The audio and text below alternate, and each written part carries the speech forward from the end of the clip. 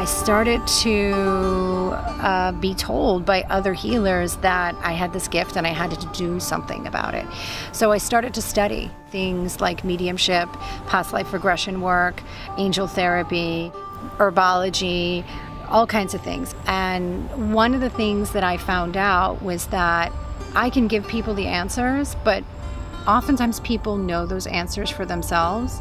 However, the most powerful thing for people is when I can set the stage for them to connect and open themselves up to a higher source. With this spirit guide, when they help you, they will only do so if you ask.